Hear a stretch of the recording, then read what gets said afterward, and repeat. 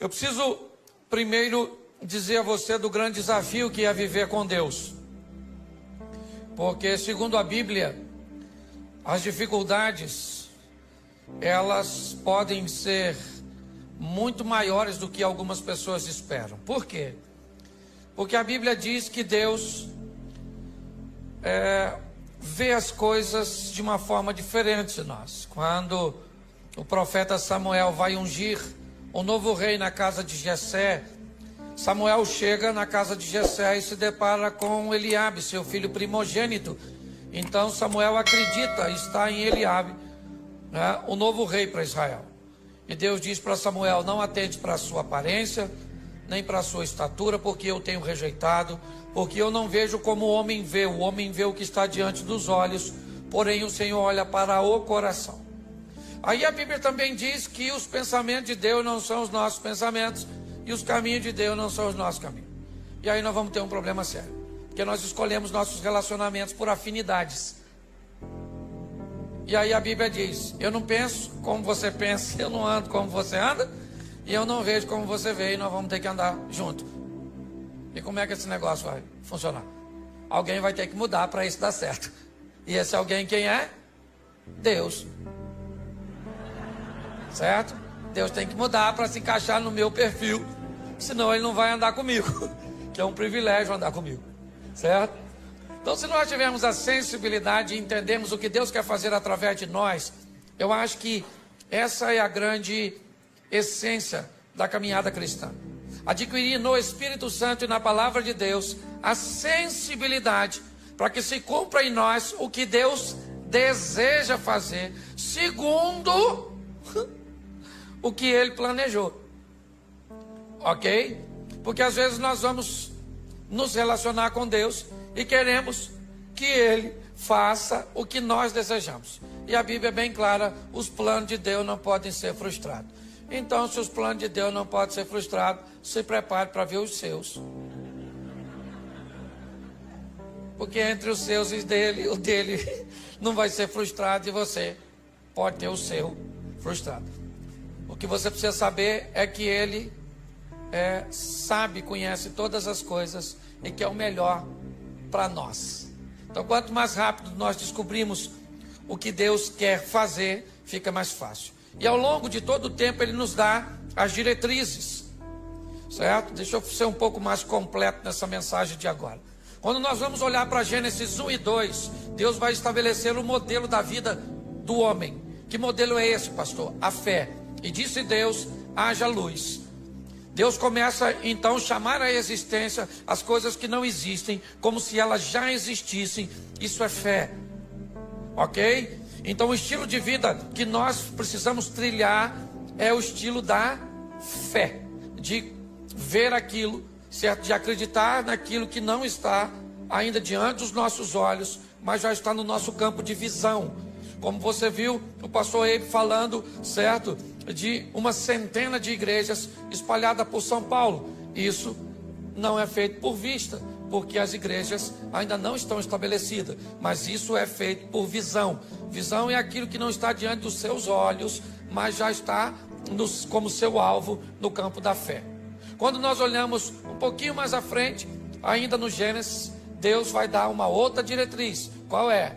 É que a vida do homem vai ser estabelecida em fé, mas ele tem um inimigo. Aparece lá o tal do Lapeta, certo? Eu falo com ele porque é mais seguro mandar ele para lá do que chamar ele para cá, certo? Se eu falo com você, eu falo pro Peta vir. Se eu falo com ele, eu falo pro Peta ir. E entre o Peta vir para cá e ir para lá, eu prefiro que ele fique o mais longe possível, tá certo? Mas ali nós vamos ter o opositor, o inimigo, tá certo? E logo na frente nós vamos ter as armas que ele vai usar para nos desviar do caminho da fé. O desejo pelo ambiente proibido, essa é uma estratégia do mal, certo? Lembra do tal do Sansão, o tal do cabeludão, que estava careca de saber que não devia se meter com aquelas coisas, certo? E acabou se enfiando onde não devia, porque o diabo montou uma estratégia, botando coisas doces em lugares proibidos. Porque ele é um estrategista para colocar coisas doces em lugares proibidos. Tá certo? Então, desejo pelo proibido, ele vai falar de inveja e vai dar toda uma diretriz. Por isso a Bíblia diz que o justo viverá pela fé. Então não é uma fé pontual, é uma fé constante. Pautado nisso, eu tenho que te mostrar hoje que Deus, ele quer mudar a vida de outras pessoas, e já faz isso desde o Velho Testamento. Quem acha que essa proposta da salvação para todo mundo, né, e olha para o Velho Testamento e ainda vê ela parece um pouco travada, mas eu queria lembrar você que uma ex-prostituta chamada Raabe resolveu mudar de vida e sair de cima do muro, tomar uma posição, assumir uma postura e entrou na genealogia do Filho de Deus. Olha só, pensa bem, alguém falasse, o senhor tem na sua árvore genealógica uma ex-prostituta. E Jesus ia falar assim, parente minha mesmo, longe, mas parente, com passado esquisito, mas com futuro brilhante. Ele pega uma moabita chamada Rutinha, uma mulher extraordinária, certo? Ele vai salvar um sírio chamado Naamã e tantos outros. Então, pastor, o que Deus quer? Deus está querendo salvar as pessoas. Ele não manda ninguém para o inferno. Quem mandou a gente para o inferno foi o Adão. Deus está trabalhando para tirar. Ah, pastor, não acredito em inferno, morreu, acabou. É um direito que você tem. Só que pode chegar lá, encontrar com ele e falar, ih, caramba, você existe. E o diabo vai falar, prazer. Ah, mas eu não acreditava em você. E o diabo vai dizer, para entrar aqui não precisa de fé. Fé é uma exigência da concorrência. Aqui você entra sem fé mesmo, senta nessa cadeira pegando fogo que já vou te atender, ok? Então, se você quer ir garantido, vai com Jesus que o passaporte vai carimbado, tá certo? E você vai passar por lá, vai passar, né? Até quem não for para o céu, vamos dizer assim, vai ter que ver Jesus. Todo joelho dobrará, toda língua confessará. Então a turma vai passar por lá. Aí eu imagino Jesus olhando para alguns, né? Aí a pessoa entra. Aí Jesus está lá. Aí igual a hora da conexão aqui, né? Jesus, ó.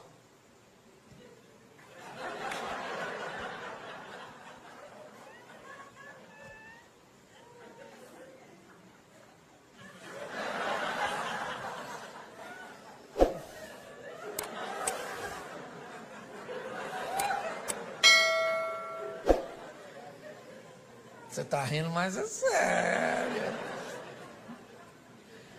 E muito mais do que salvar você, é isso que eu quero mostrar. Jesus quer usar você para salvar outras pessoas. Amém? O evangelho que para em você, ele é pobre. Essa é a grande verdade. E o que Jesus quer fazer? Pegar essa rede de relacionamento sua e usar você para salvar essa turma. É assim que funciona. Ok? Ah, pastor, eu não me acho capaz. Isso não é problema para ele. Ah, pastor, eu sou tímido. Isso não é problema para ele. Que você precisa entender que esse negócio não tem a ver só com você. Tem a ver com a sua família, tem a ver com seus amigos, tem a ver com seus funcionários, tem a ver com a sua rede de relacionamento, com aquelas pessoas que você influencia. E é isso que eu quero mostrar a você. Esse poder que Deus te deu, te conferiu, para exercer um nível de influência sobre o seu network, aí sua rede de relacionamento. Então, preciso que você abra a sua Bíblia no Evangelho de Marcos, no capítulo 4, no verso de número 35, Marcos 4, 35, que nos diz assim. Já achou? Diga amém.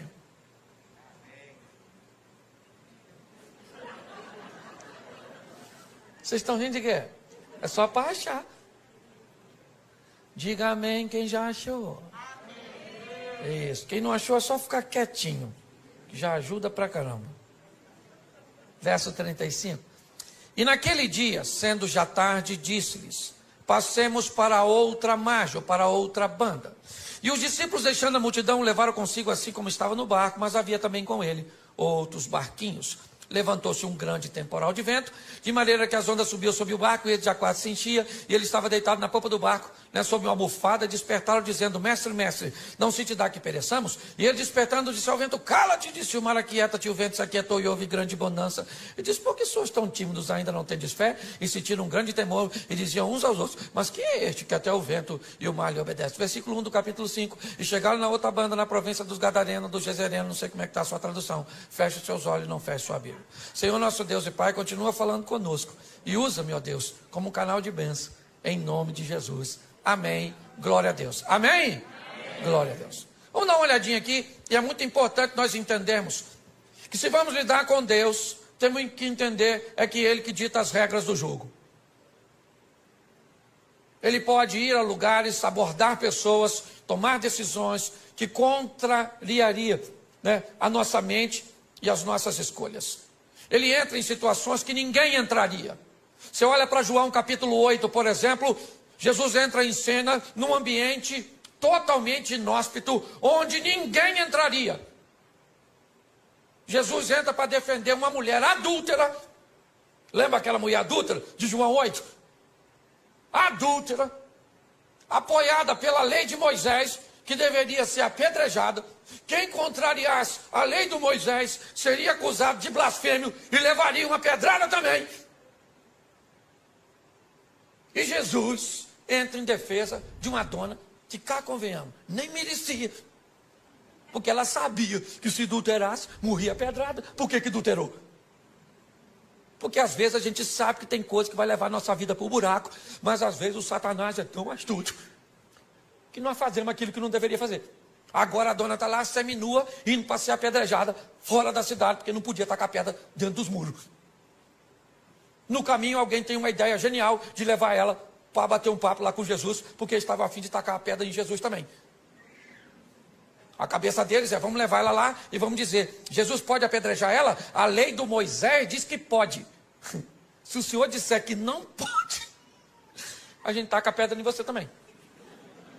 2 coelhos com uma cajadada só. Ninguém ia se meter com a lei do Moisés, é com a dona, com a vida tão torta. O que eles não sabiam é quem era Jesus, o chefe dos crentes. Jesus está bem lá, ensinando a turminha, fazendo um discipulado. Quando de repente jogaram a dona seminu, falaram: aí Jesus, dona foi pega em flagrante. A lei nos mandou que taca a pedra nela, mas o senhor, o que o senhor fala? Jesus não falou nada. Aí o pessoal falou: fala Jesus, fala Jesus, fala Jesus. Aí ele levantou e falou assim: aí gente, fala uma coisa para tu. Estão a fim de tacar a pedra nela? Então aquele que não tem pecado dá a primeira pedrada, porque a lei do Moisés, que eles estão embasados, diz que só podia tacar pedra, o povo só podia tacar depois que as testemunhas oculares apedrejassem. Então eles que viram tinham que dar a pedrada. Eles tacavam a primeira, não podia ser uma testemunha só, e aí o povo depois vinha e matava. Só que Jesus disse: atire a primeira. Ele não está falando com todo mundo, está falando com quem viu. E aí ele disse: atire a primeira quem não tem pecado. Baixou e voltou a escrever. Aí o furdunço aconteceu, porque todo mundo se conhecia, ficou um olhando para o outro, esqueceram da mulher adúltera e ficaram olhando para as testemunhas oculares. Não vai tacar não, irmão? Taca a pedra, pô. Eu vou tacar depois de tu, porque eu não vi, mas tu viu. Ele falou: eu vi, mas tu escutou o que ele falou? Não pode ter pecado.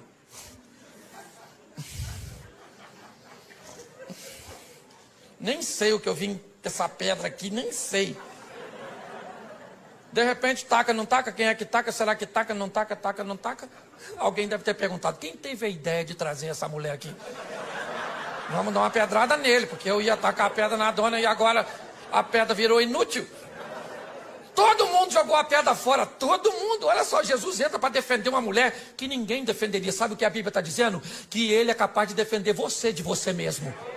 Você está entendendo? Que o seu erro não é uma fatalidade. Ele tem poder para recuperar você, para recuperar a sua história, para recuperar a sua reputação, para te colocar novamente no jogo da vida, para que você suba no palco e vá protagonizar suas próprias histórias. Não vai ganhar o Oscar principal, mas dá um de coadjuvante, já está bom demais. Todo mundo jogou a pedrinha fora, todo mundo. Ficou só Jesus e a mulher, até os discípulos. Jesus levantou, só estava ele e a mulher, e falou: ué, dona, Onde estão os teus acusadores? Ninguém te condenou. Ela falou, ninguém, Jesus.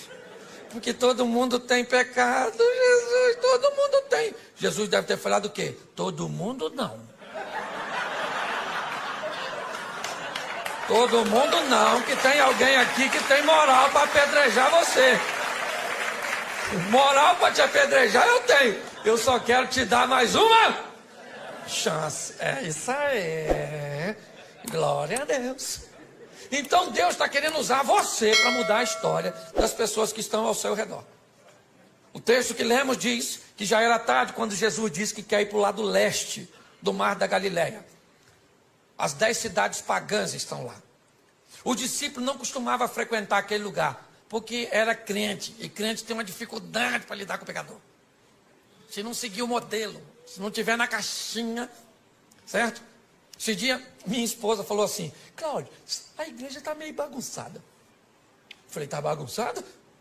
Por quê, querido? Você viu uma menina com cabelo azul, vermelho? Eu falei, ué, filho, seu cabelo é louro? Ela falou, claro que não. Eu falei, então, você não pintou de louro, amarelo? Então de amarelo pode pintar, de azul. Aí ela ficou quieta, né? Jogou a pedra fora. Se não cumprir o protocolo, os crentes costumam se atrapalhar. Os discípulos não estão entendendo o que Jesus quer fazer no meio de pecador. O que ele quer fazer do outro lado? Já era tarde, já estava escurecendo, o discípulo já estava cansado. Marcos utiliza um advérbio de tempo, e sendo já tarde, Jesus falou, eu quero ir do outro lado. Fazer o quê?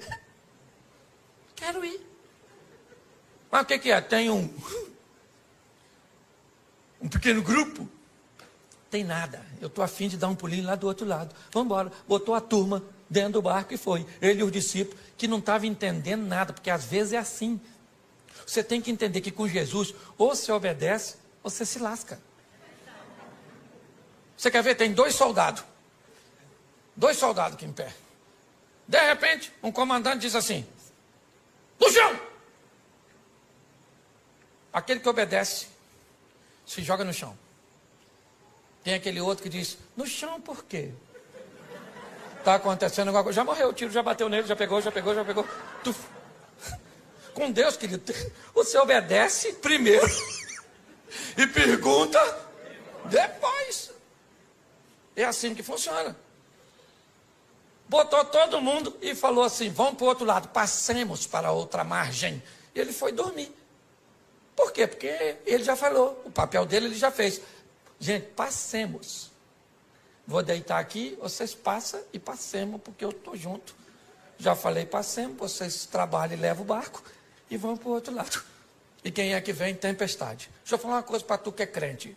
Pensa num troço com fartura na vida do crente. Tempestade. Pensa. Mal sai uma, já entra outra. Ela já vem assim em sequência. Pastor, que luta. Sabe, esse dia uma irmã dessas irmãs muito pentecostal assim mesmo, olhou para mim com aqueles olhos de raio-x. Me falei, nossa, o que vem aí? Aí lá vem ela na minha direção. Me olhou com aquele olhar que queria me botar medo. Falou, pastor Cláudio, o diabo está furioso com o senhor. Eu falei, irmã, bota medo de mim não. Está furioso com a senhora também, não vem de palhaçada não, na verdade.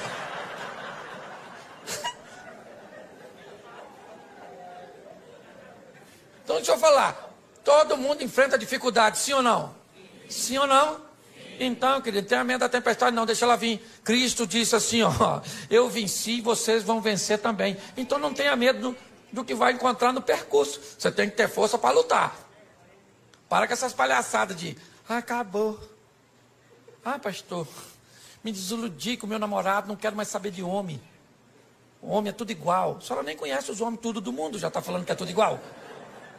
Então a senhora está muito rodada, entendeu? Mas não, o que é? Um trauma faz com que pessoas interrompam a sua caminhada. Querida, a vida é dura para quem é mole. Certo? Os discípulos estão lá enfrentando problema, o que é que nós vamos fazer do outro lado? E Jesus está lá dormindo. Quando de repente, alguém vai lá nele e diz: Jesus, acorda aí.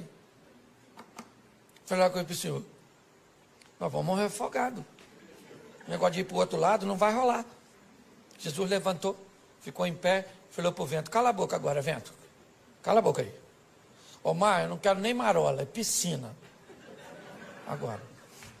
Aí ficaram olhando um para cá do outro. Falou: quem é esse que até o vento e o mar lhe obedecem? Os discípulos estão querendo saber o que é que eles vão fazer do outro lado. E o que que Jesus quer? Alcançar uma influência. Jesus quer alguém para fazer propaganda dele. Porque propaganda é a alma do negócio, gente. Você lembra quando o reino de Ezequias está cercado pelo rei Senaqueribe, filho de Tiglade? E agora não tem rota de fuga, aquela situação toda. E aí, o Ezequias chama o profeta Isaías e diz: Isaías, vamos falar com Deus aqui, meu filho, que a chapa está quente. O negócio está doido. Certo? Está igual ao Rio de Janeiro. O negócio está difícil. Vamos orar. E aí eles falam com Deus: Senhor, olha aí o Senaqueribe ameaçando o Senhor, ameaçando eu. Deus envia um anjo. Quantos anjos? Quantos anjos? Um só. Deus falou: um anjo, dá um pulinho lá e resolve a parada, mata só valente, não mata covarde não. Aí o anjo fazia assim, ó. Quem enfrentava morria, quem corria salvava. Por quê que o anjo não matou covarde? Porque se mata todo mundo, quem é que conta para os outros? Os anjos, os covardes saíam correndo nas nações vizinhas, chegava lá assim, ó.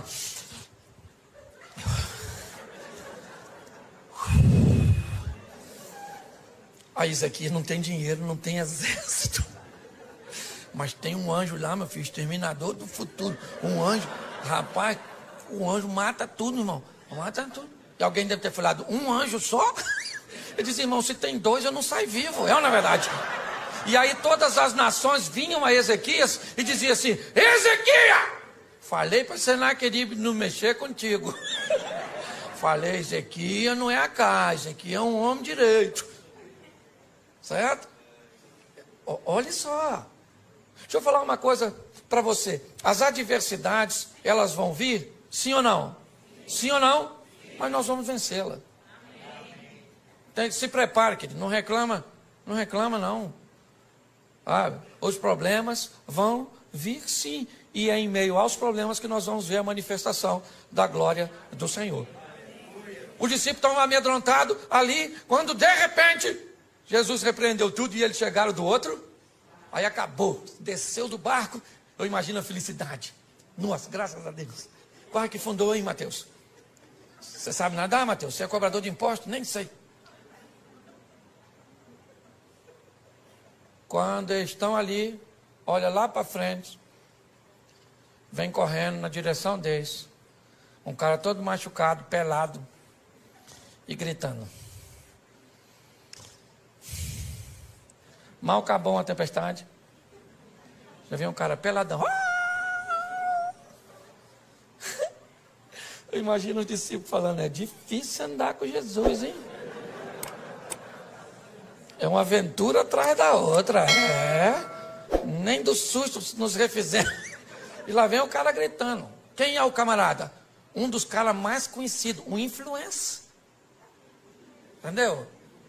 Assim, quase um Felipe louco. Para não botar outro no sobrenome. Um influencer, um cara... Todo mundo sabia quem era o maluco. Por quê? Porque ele era famosérrimo. Por quê? Porque andava pelado, atacava os outros. Era esquisito. Você está entendendo? Ele era quase um youtuber da época. Um cara que todo mundo conhecia. E que tinha uma vida terrível. Que ninguém podia consertar. O que Jesus pensou? Se eu mudo a vida desse cara, eu mudo a vida do local onde esse cara está inserido. Você está entendendo?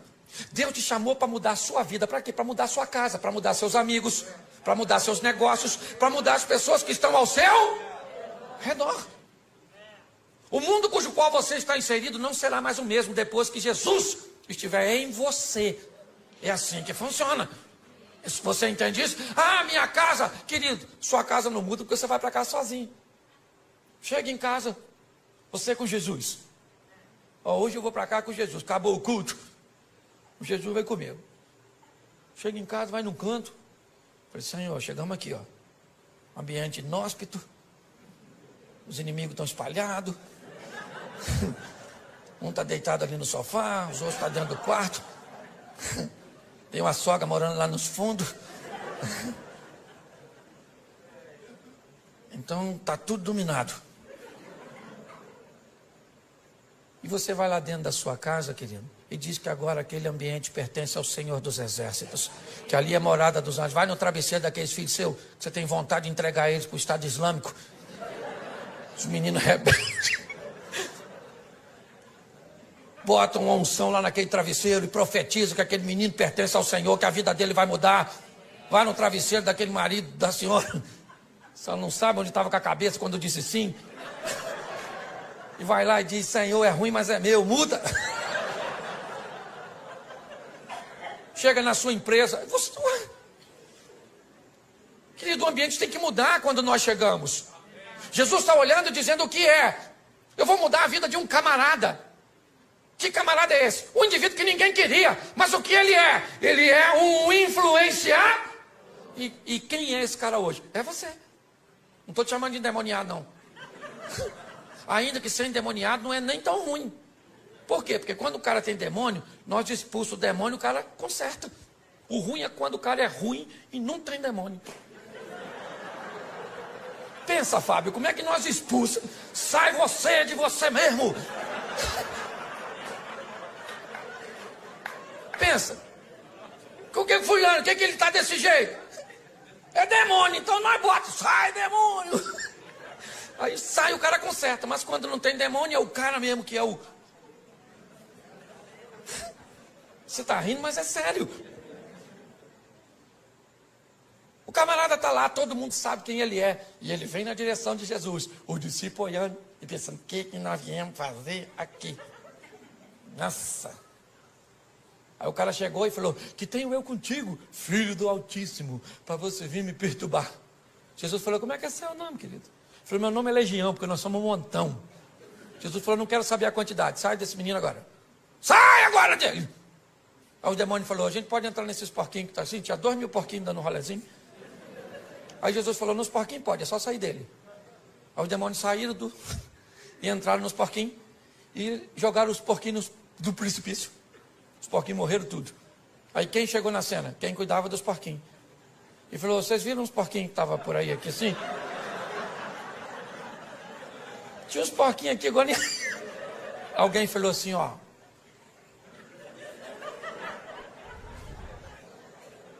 O matador de porquinho é aquele lá, ó. Só que agora, preste atenção, o cara que tinha demônio estava vestido, estava limpo, estava são e estava conversando. Esquece os porcos. Tem um homem ali que ninguém podia fazer nada por ele. E que agora esse homem está transformado. E aí o pessoal vai para a cidade e diz, sabe o maluco? Não é mais maluco. Sabe o pelado? Não é mais pelado. Pare e pense. Olhe bem. A notícia chegou lá que tinha um camarada com a vida totalmente contrária, que ninguém nunca pôde fazer nada por ele. E esse indivíduo era conhecido. As pessoas, quando o viam passar na rua, sabiam quem ele era. As pessoas sabiam que ele era uma ameaça para a sociedade. As pessoas sabiam que ninguém queria se relacionar com ele. Ele era um vivo, vivendo com mortos, pois ele morava nos sepulcros. Ele se feria, ele gritava, ele atacava pessoas. Ele era basicamente um irrecuperável. E de repente Jesus chega naquela região onde não tinha um crente, onde nenhum de seus discípulos tinham condições de desempenhar uma função de sucesso. E Jesus enfrenta uma tempestade, a incredulidade dos discípulos, a hostilidade do povo daquela região, simplesmente para ter um encontro com um homem. que nós não sabemos nem o nome dele, porque às vezes o estilo de vida acaba se complicando tanto, que o que nós recebemos sobre nós é um título pejorativo, é o caloteiro, o mentiroso, o fofoqueiro, o promíscuo.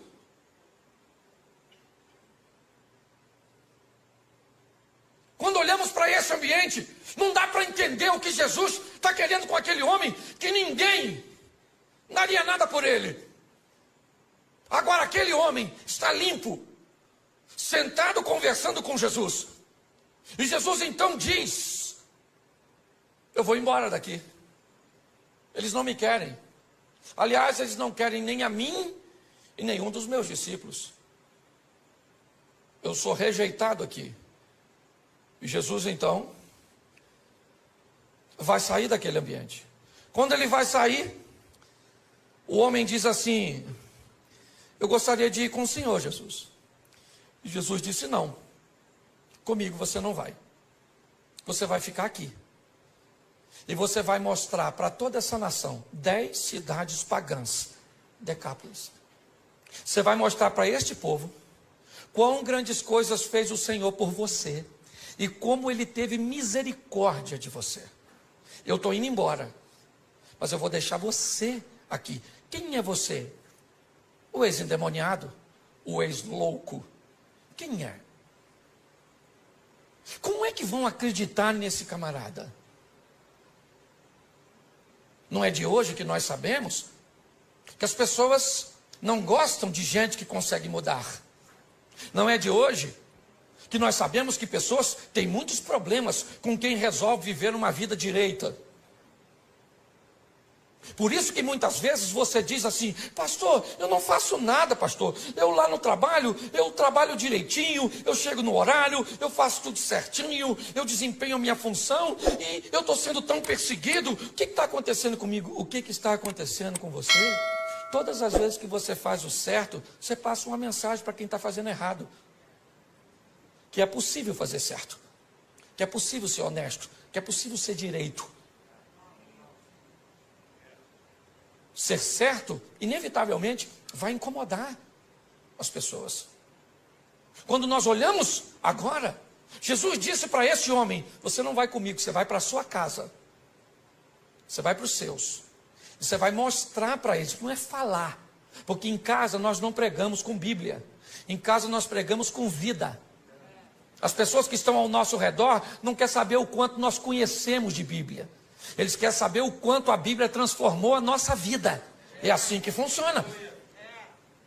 Esses dias eu estava aqui em São Paulo e eu ia ministrar uma palestra e um dos coaches mais renomados do Brasil foi me buscar. E aí no carro, ele e a esposa, ele me olhou e me disse assim: pastor Cláudio, se o senhor tivesse um conselho para me dar, qual o senhor me daria? Eu olhei para ele e para a esposa e disse: que essa sua mulher seja sempre a sua maior fã. Enquanto ela for a sua maior fã, você é um homem bem-sucedido. Mas quando ela não acreditar mais em você, você vai se tornar uma fraude. Porque a nossa família é a nossa primeira congregação. É a nossa casa. Eles têm até... Porque preste atenção, se ele mudou de vida, todo mundo sabe que ele é um ex. E esse é o problema. Quando você é alguém que viveu uma vida ruim lá atrás e agora tem uma nova conduta, sabe o que as pessoas falam? Fica de olho nele. Fica de olho. Já, já. Pau que nasce torto, nunca se direita. Mas se você sempre foi gente boa e um dia falhou, sabe o que as pessoas falam? Nunca confiei. Tinha alguma coisinha. Credibilidade. Jesus mudou a vida deste homem, é verdade. Ele estava nu e agora está vestido.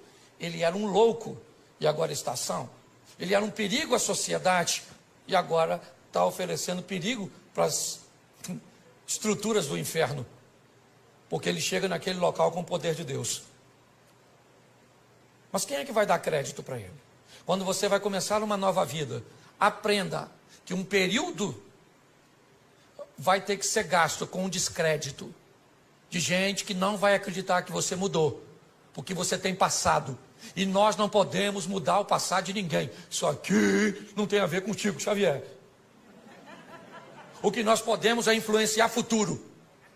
Amém? Quando o Eliseu manda a viúva pedir vasos emprestados, não interessa o que tinha no vaso.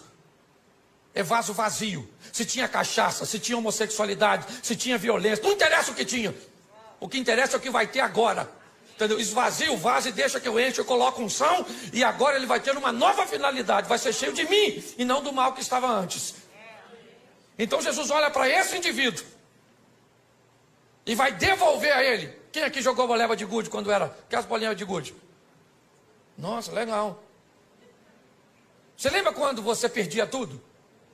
O que você tinha que fazer? Sair da brincadeira, não era?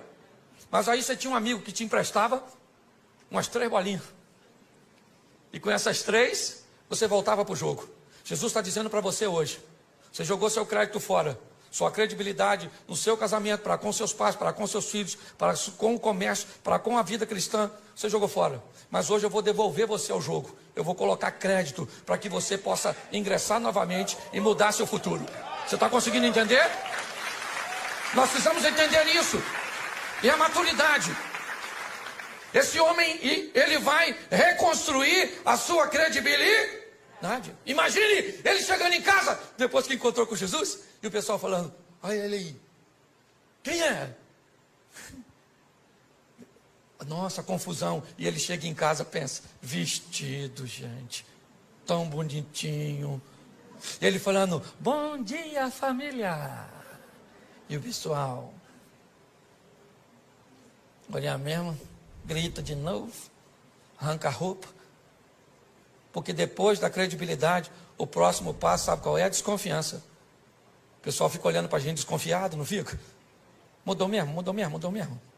Mudou nada. Quer tomar um negocinho, não? Hã? Hein?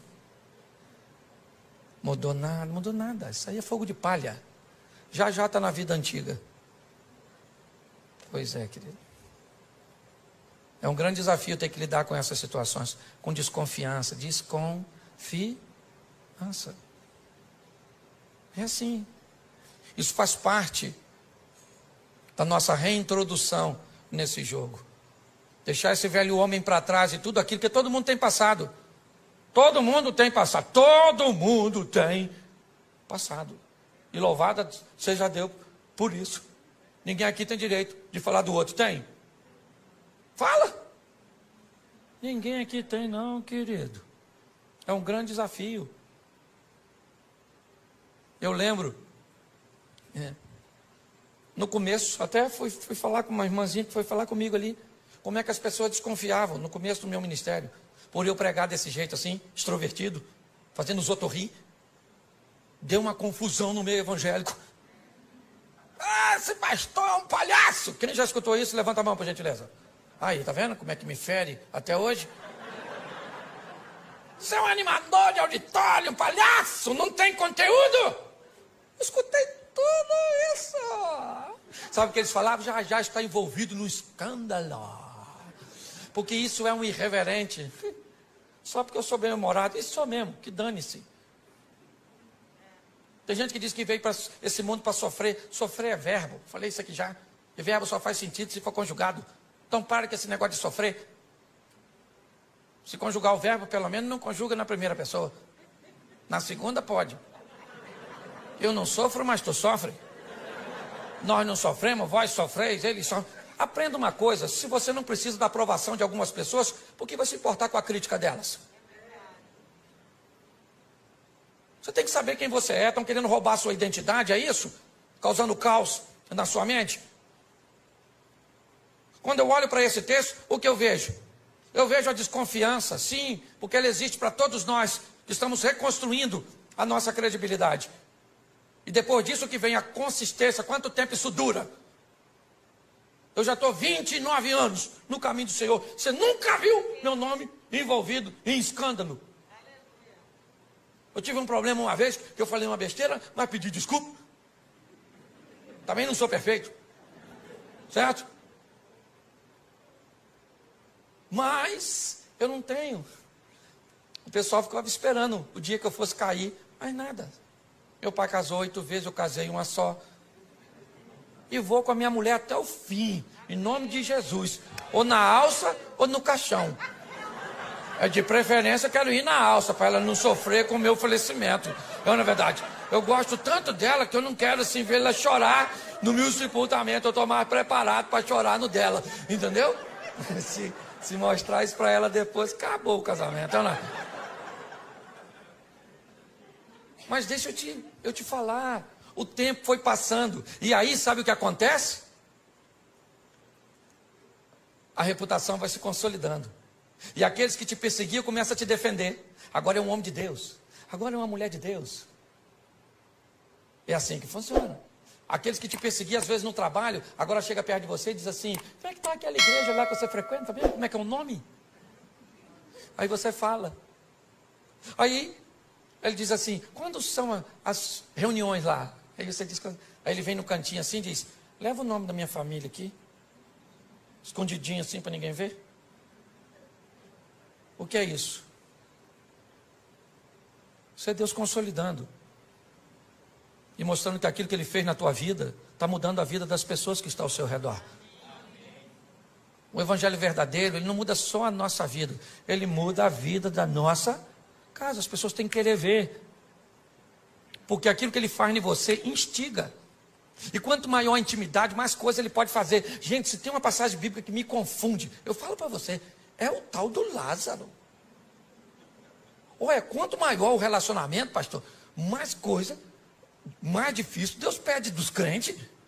Porque presta atenção, o Lázaro está doente, Jesus não vai. O Lázaro está morrendo, Jesus não vai. O Lázaro morre, Jesus não vai. 4 dias depois, Jesus chega lá, atrasadérrimo, em Betânia. Chegou dando um rolezinho, a Marta já veio: olha, se o senhor tivesse aqui, meu irmão não teria morrido. Jesus falou: Martinha, vai lá e chama Maria para vir aqui que eu estou querendo conversar com você.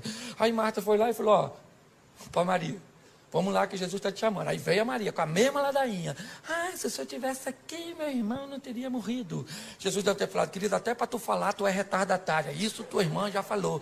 Fica quietinha, Maria. Vamos lá dar uma olhada no Lázaro. Pô, gente, sabe o que Jesus falou para o ladrão da cruz? No dia que o ladrão morreu? Ainda hoje estarás comigo no paraíso. Se Lázaro com 4 dias de morto, está onde? No paraíso, maneirão lá, feliz da vida. De repente escuta uma voz: Lázaro. Lázaro deve ter falado: não. Ele não vai me chamar de volta. Não, isso não é coisa que pede. Lázaro! Sabe o que Lázaro deve ter falado para o anjo? 4 dias. Vim passar só o carnaval aqui, não é verdade? Só o feriado aqui, já estou voltando. Quanto maior for sua intimidade com Deus, mais coisas estão. Você quer viver o incrível com Deus? Quem quer viver o incrível, sensacional, o extraordinário? Então, querido, é intimidade. É assim que tem que ser. Esse cara está vivendo o incrível. 2 anos e meio depois, nós vamos sair de Marcos 5 e vamos para Marcos 7, versículo 50, por aí. Finalzinho do Marcos 7. Jesus, 2 anos e meio depois dessa primeira visita, ele volta a Decápolis, pelas terras de Tiro e de Sidom. E em Decápolis ele vai fazer a segunda multiplicação dos pães. Quando Jesus chega em Decápolis,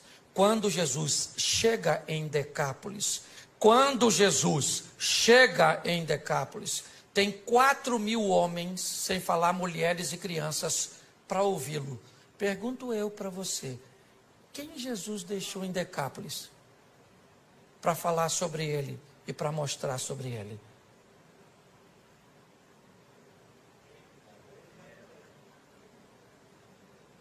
Você consegue entender? Quem era Gadareno? Gadareno era um camarada que poderia ser usado por Jesus para mudar as pessoas que estavam ao seu redor. Cada um de nós temos o nosso grupo de influência. Se ele é grande, se ele é pequeno, Isso não é o que está em questão. O que está em questão é que o ambiente que eu estou inserido, ele vai mudar. Por quê? Porque o Evangelho está em mim.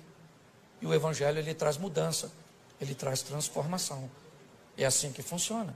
Na vida eu preciso definir se eu sou termômetro ou se eu sou termostato. Um termômetro é um aparelho usado apenas para medir a temperatura do ambiente. Um termostato é um aparelho que diz a que temperatura o ambiente fica depois que ele chega. É muito importante nós entendermos isso. Nós estamos inseridos na nossa rede de relacionamento, eu tenho a minha, você tem a sua, e provavelmente eu não sou capaz de transformar a sua, porque essa não é a minha função, essa é a sua função. O que precisamos é permitir que esse Evangelho mude a nossa vida, mude a nossa história, porque o povo já está farto de palavras. O que o povo quer ver é mudanças. Você sabe que um dos maiores inimigos da expansão do Evangelho é o mau testemunho de algumas pessoas que se dizem andar com Jesus?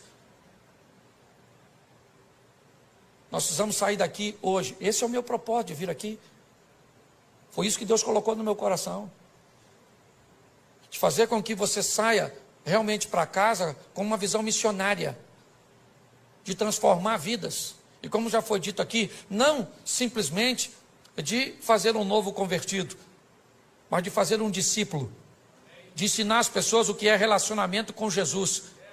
Porque um convertido, ele normalmente já fica satisfeito com o que alcançou, sua salvação. Um discípulo não. Ele vai atrás de outras pessoas. Ele vai, não interessa. E presta atenção, quanto pior for a pessoa, vai atrás dela. Porque a mudança dela vai causar um grande impacto. Agora Jesus volta. Eu fico imaginando. Quem vem aí? Jesus? Não. Quem é que está chegando em Gadara? Por que nós devemos vê-lo? O que ele tem? Cara, o homem que está vindo aí, ele é o camarada que fez aquele indivíduo mudar de vida. Aquele cara que era famoso porque andava nu, atacando as pessoas, desequilibrado, ele mudou. Mas como ele mudou? Ele mudou porque Cristo mudou a vida dele. As pessoas estavam interessadas em ver Jesus e também olhar o indivíduo que outrora vivia nu.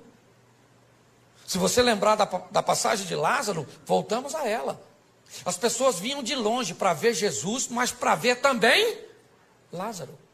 E muitos queriam matar Lázaro de novo, porque as pessoas estavam acreditando em Jesus por causa de Lázaro.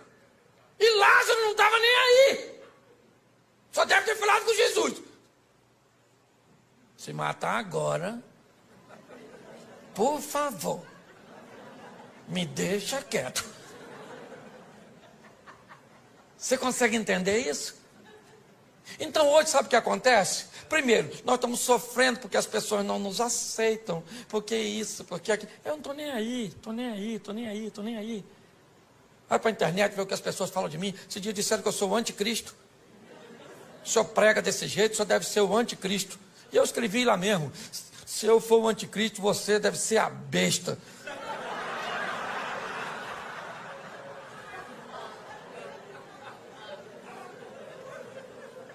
Você está rindo? Por quê? Porque o último estágio dessa história, sabe qual é? A inveja dos imutáveis. Quem não muda de vida, quem não vence. Aí tem que ficar dizendo. Aí olha para você que emagreceu 30 quilos. Nossa, emagreceu, hein? Mas acabou também. Tá velha, tá bagunçada. Porque tem gente que não gosta de ver as coisas acontecerem na sua vida. Aí você tem que decidir. Você está querendo viver para impressionar os outros? Ou você está querendo viver para agradar a Deus? Eu não estou nem aí. Se tem uma palavra que eu uso muito, me permita aqui, pastorzão. É o dane-se. Dane-se. Não. Por quê? Porque nós temos que aprender uma coisa preciosa. Nosso propósito é viver o que Deus tem para nós. Se as pessoas vão entender ou não.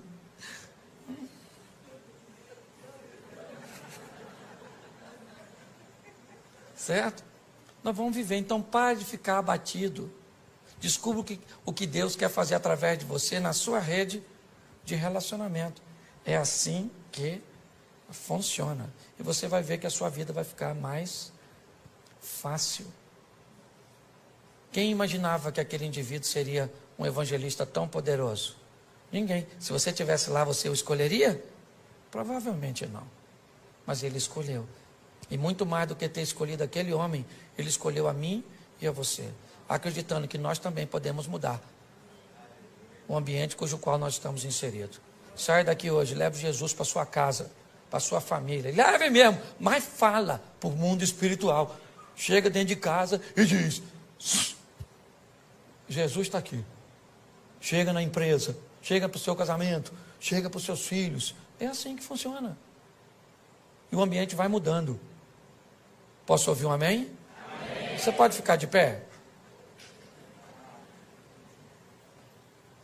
Fecha seus olhos. Pode fechar que ninguém vai pegar nada seu não. Só porque eu sou carioca e flamenguista, né?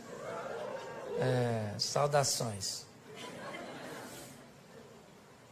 Fecha seus olhos, fecha aí. Isso. Feche seus olhos. Senhor nosso Deus, muito obrigado pela oportunidade que o Senhor nos tem dado de acreditar em nós.